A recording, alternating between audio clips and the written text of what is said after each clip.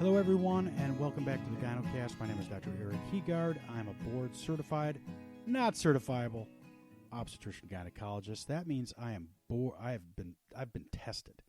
You know, I didn't just come up with this, and I'm not one of those people who just hung a shingle out saying, "Hey, I'm interested in." So you didn't get your degree from the internet. I did not get my degree from the internet. Good job. And I'm here with Twila Dang, my boss, my buddy, my co-host. Hello. And we are on what are we on? We're on a break. We're on a break. But we don't want to leave you there. And it's like I know that for many millions of you who are listeners to the GynoCast, that having a week without hearing Twila's voice, and maybe even mine, can be agitating. Okay. And leave you a sense of being rudderless in a world of chaos, right? Sure. It may actually confuse yourself and think, God, I feel like I'm premenstrual, right? And we might be, if we are not doing our show every week, we may be contributing to a sense of premenstrual dysphoric disorder on a universal basis. Which leads me to our quick little topic here, is that we're going to talk a little bit about premenstrual mood disorder. Okay. Because so is that different than premenstrual syndrome? It's all part of the same, it's under the umbrella sort of category of premenstrual syndrome. Okay. So the interesting thing is that most people, and I will just tease this, is that we are going to do an in-depth show on PMS, premenstrual syndrome. Yes. And so today, because Twila and I are basically kind of in a semi-coma, Twila's actually thousands of miles away from me. I'm in Bora Bora on a beach with a pitcher of mojitos. Mm-hmm. I do believe that a mojito is a supremely You seem to be good. really enjoying them. Yeah, I really do like them. Yeah. And Twila, where are you, Twila? Working. All right, you're not helping anybody with their fantasy life. You always know, even my fantasy life is I'm working. And that's okay. I waited a long time to be able to work this hard. I like working. Yeah, okay, that's right. You do. We're both very lucky. Yes, we are. Number one, we enjoy our jobs, and I enjoy this job, especially working with you, Twila, because you're a supreme human being. You're smart. You're a great leader. Aww. You're just, if we had 6 billion, well, that would make. Let's say 3 billion Twila Dangs, we would have a world that would be something. Yeah. To see. There'd be a lot of arguing, I think. There may be that. So, where are we going with this? Well, I was talking about fantasy lives. Yes. And PMS. Yeah, and PMS. But I was going to tease this idea is that, one of the things that we talk about on this show is, we do some talking about sexuality and the whole idea of having a fantasy life and having healthy fantasies. And so we're going to be talking, just keep your eye on the pulse of the GynoCast, because we're going to be talking about this sort of thing. And, having healthy fantasies and how to augment your physical and emotional connectedness with yourself and others. But today we're talking about PMS. We're talking about PMS. And so, so the reason I brought this up is there's been some interesting evidence in the news about genetic aspects towards premenstrual mood disorders and that sort of thing. And researchers have discussed, and this came from a journal and a study at the National Institutes of Mental Health. So this is not from the southern blah, blah, blah, blah, blah, blah, region of blah, blah, blah, blah, blah, blah, country gynecologic mood society. This is the National Institutes of Health. This is not some throwaway journal, produced by some nut job. Okay. Who has nothing else to do but live in his mother's basement and live off. Why you got to go ham on the poor guy that's just trying to make a way in the world? I'm just trying to. He might be a Yahoo, but he's just a then Yahoo. sit there and be a Yahoo, and don't expect your mom to bring down the tuna salad while you're sitting on the internet, diving into the dark web and coming up with conspiracy theories. Okay. Okay. Have you ever seen the movie where Will Ferrell is the guy living in? I think it's. Do you know what I'm talking about? No. I now have to look It's it up. called Wedding Crashers, which is not. I'm not proposing. Oh yeah, that, yeah, but yeah. You know where we've seen Wedding. Yeah, where everybody's seen Will Wedding Crashers. Ferrell is the. Yeah, he's the guy that trolls a funeral. Yeah, he's moved on, Right. and maybe up, I guess, or he's trolling the funerals, and he lives in his mom's basement, and Right. they come to kind of, worship at the feet of Will Ferrell. You remember that scene? Yeah, absolutely. He's sitting there, and he's like, "Do you want something to eat?" And He's they're like, "What?" "Mom, Ma, Yeah. Ma, bring down the tuna I don't casserole. God, that woman, she just can't get. We were so how do we get so lost from the idea of the guy in the basement not doing due diligence to like the National Institute of Health? I'm talking about the difference between. I'm talking about the difference in quality of research. Okay, I got you. And there's we could go in a whole other direction in this, because I am actually a very strong supporter of freedom of speech. Yes. As long as I think there has to be some. Don't you think there have to be some parameters? And you can't. I think you can't say like I hate blankety blank, and I want you to, and I think we ought to, and I'm going to go out and assassinate blankety blank. You can't do that. I don't. Okay. think. Well, no. Can you? No. The standard bearing is simple. You may say your thoughts and feelings and emotions. You may not. I personally think you may not incite violence or harm directly to another person, and you Right. must always understand that the word that you speak out of your mouth in this democracy, while free to say, will and can and sometimes should come with consequences, and you should be prepared for that. Yeah.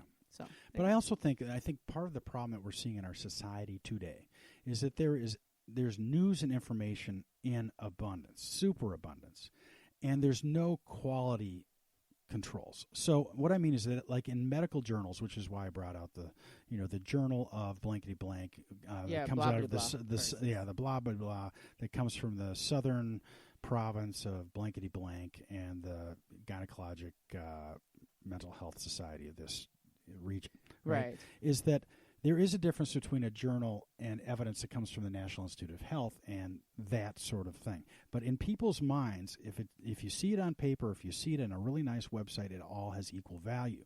Now, in medicine, we actually have ways of classifying evidence.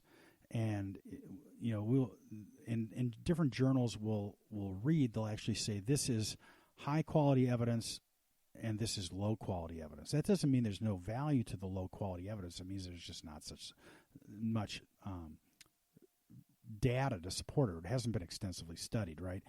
We should have the same thing in the news, which is if you want to say that aliens have come in and done this and that, that's your right. But I think that it might be, just hang with me here for a second, Twila. Uh-huh. It might be, I think in some ways, different social media sites that have this stuff going out could add on to this, that this is a class 3 or 4 or 5 evidence statement, and class 1 would be there's huge evidence that supports that this is truthful and not versus not, and on the other end there would be this is just some nutball living in his mother's basement getting fed tuna casserole who this is his opinion. And so people have some way moving that. I think we're moving that way. I totally get what you're saying. Sure. We used to have more of a system like that when there were fewer outlets and sort of pre-internet where there were trusted sources. Yeah. Now everybody is a trusted source because you can look them up and see them, and everybody's got great graphics and access to make things look professional. But I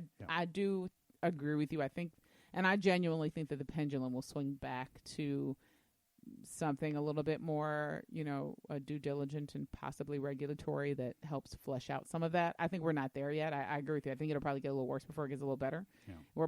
I would say we're pretty close to the apex of bad on that.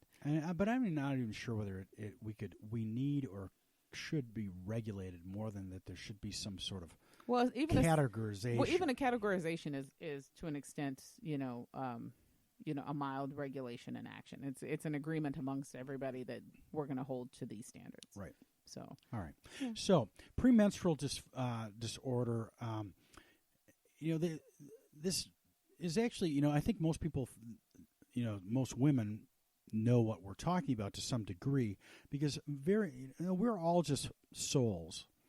I know I've said this before. Indeed. We're all just souls that are floating in neurotransmitters and hormones. And so if you think that if you look at some what you might think some nut job and think, well, that would never happen to me. Well, I can tell you 100% that I could take with certain medications and hormones and drugs and turn you into a raving lunatic.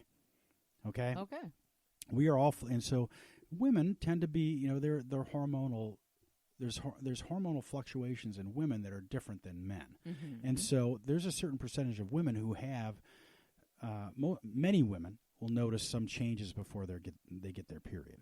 And not everybody, but and for most women, they may be very subtle, and sometimes they can feel a little down, a little moody, they can be a little irritable, they can have breast tenderness, bloating, and that sort of thing. Right. Why? Because we're all just floating around neurotransmitters and hormones. But and so you can say, people will joke around, well, gee, I'm a little PMS-y today. Well, that might be true. Yeah. But there is a segment, a small percentage of women who are really, really, really profoundly affected by these hormonal changes, and it impacts their ability to live their lives, to have their relationships, to go to work. And we call these people who have this falls under premenstrual dysphoric disorder, and this affects about 2 to 5% of women who are of reproductive age. And it's really hard for people. And we have certain medications and certain treatments that can be helpful for that, and that's a show of a different day. So keep your eyes open for this. But the interesting thing is, like many of us, some people kind of feel like feel bad that they don't, some sort of reflection on their content of character, their force of will, their personal strength. Mm-hmm. And this study that came out of the National Institute of Mental Health shows that there is a genetic component to many of these women that have these more severe symptoms. And they found that, you gotta love this, a dysregulated expression in a sex hormone responsive gene complex, which adds to evidence that PMDD, or premenstrual dysphoric disorder, is a disorder of cellular response to estrogen and progesterone. And I just find this very fascinating because this is a real thing. And so when people joke about it, everybody loves to joke about things. Yeah. Yeah. But it's been a common joke ever since PMS as a concept has become more of a public, right. I would say probably at least from my lifespan, from the mid-90s on, PMSing and PMS jokes were a pretty common thing. Yeah, and so it's just, I think that for people who really suffer from severe symptoms, it gives them some validation that they're not just complainers, that there is something different in their underlying physiology and their genetics that makes them more predisposed to these things. And so, what this basically said is that these women with severe symptoms have an intrinsic difference in their molecular structure and their apparatus for response to normal sex hormones.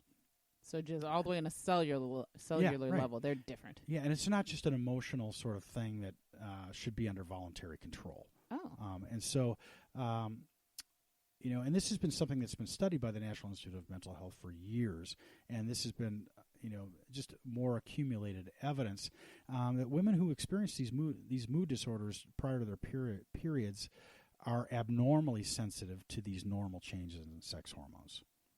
And that even though if you were to test them, and we don't regularly believe or recommend that we test estrogen levels and progesterone levels and testosterone levels in women for clinical reasons, and the reason is that they are pulsatile. And so if you check them, at 9 a.m., they may be completely different than at 10 a.m. and 11 a.m. And so it's hard to find clinical value in a lot of these things. Mm-hmm. But in these women, if you were to test them due to research, you would find that their hormone levels are normal, just like everybody, other normal women. Is that their response is different. And so at a molecular level, their response and processing of sex hormones is different than in women who do not have these genetic differences. Okay. So how does that translate to the everyday? Well, the everyday, I think it translates in a couple ways. One is, I think it can be validating for certain people, the small percentage of the population who really have severe symptoms. They are not just crazy or complaining, because I think, and we've seen this a lot in just, I only do women's health for the most part, Mm-hmm. but that so many situations and complicated disorders or conditions that women over time they start to feel like they're crazy, number one, and people around them start to feel like they may be somewhat crazy. I'm using this crazy in a loose kind of fashion, but when you're being told all the time, well, you're just exaggerating, and everybody has painful periods. Mm-hmm. I'm going back to endometriosis case, of course, which is like. Well, this is like it echoed back the same because to me that's when we've had those types of discussions about endo. That's the thing that sort of is sort of the first bellwether that I listen for now when people are talking to me is the idea that they can't function every day, but that people are always telling them they're trying to tell them how they feel. Yeah, exactly, and that and I think it can be, and like with many different conditions, it can be very validating for people who suffer from them to realize that it's not that they're just wimpy or they're not just complainers. Is that their underlying genetic predisposition, their structure responds to the same impulses that we're all being exposed to in a different way. Mm-hmm. And so I think in a way it offers these women some validation that they're not just complainers, and people around them perhaps. And it also allows for the opportunity, if we can isolate what these genetic differences are, that in terms of research, we can perhaps, hopefully someday, find ways to intervene and come up with medications or treatments that can make these symptoms less burdensome. Yeah. And also that people need to realize that there are ways that we can help with premenstrual symptoms that are interfering with people's quality of life and their ability to do what they need to do. And so I hope that's where I really see that there's an educational aspect to it, there's a validation aspect to it, there's a research aspect to it. It's all very exciting. Indeed. Done. Boom. Done. Well, kaboom. Well, for sure we're going I'm to out of here. Waiter. We're going to definitely do a more extensive episode about this particular topic later on. In the meantime, we want to hear from you. Go check out the website. Go to matriarchdm.com and check out the GynoCast page. We also have a page on Facebook. We have a group, the GynoCast. If you go to Facebook and type in the GynoCast, you can request to be a member of this private group. We will vet you and let you in. We have discussions about topics like this. We have interactions. We ask questions. We've actually been doing a lot of question answering lately over on the page. So we would love to have you come and join us there as well. And we will be back with fresh episodes very, very soon. So thank you so much for listening. We'll talk to you soon. See ya.